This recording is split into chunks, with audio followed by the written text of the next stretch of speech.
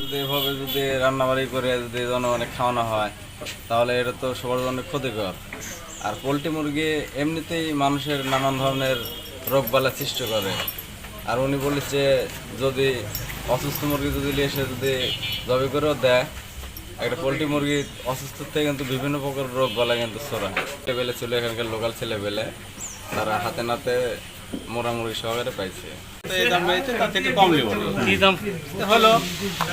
এখন ওই সকালে একটা ফোন করলো, কি ভাই নেবে না নেবে না? আমি বলছি হ্যাঁ নেবো।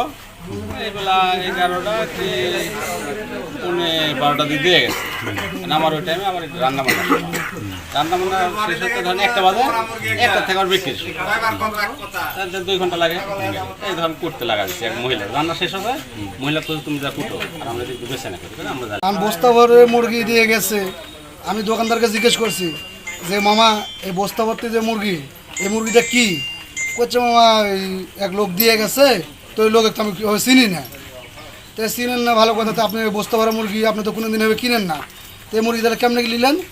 এই যে মোরা মুরগি এখানে দিয়েছি। আর নাটোর সেল সেন্টারগুলোতে মুরগি বিভিন্ন দোকান টোকান দেখে বা ওই সেল সেন্টারগুলোতে কম দামে সেল করে সম্ভব। আমরা ঘটনাস্থলে উপস্থিত হয়েছি। ঘটনাস্থলে উপস্থিত হয়ে আমরা বস্তায় রাখা মুরগি দেখতে পাই এবং হোটেলের যিনি মালিক উনি ওনার দোষ স্বীকার করেছেন এবং ওনার দোষ স্বীকারের প্রেক্ষিতে আমরা আমাদের ভোক্তা অধিকার সংরক্ষণ আইন 2009-এর 52 ধারা মোতাবেক আমরা হোটেল মালিককে আমরা 10,000 টাকা জরিমানা করেছি এবং ভবিষ্যতে যেন উনি এই ধরনের কাজ না করেন এই জন্য তাকে সতর্ক করা হয়েছে।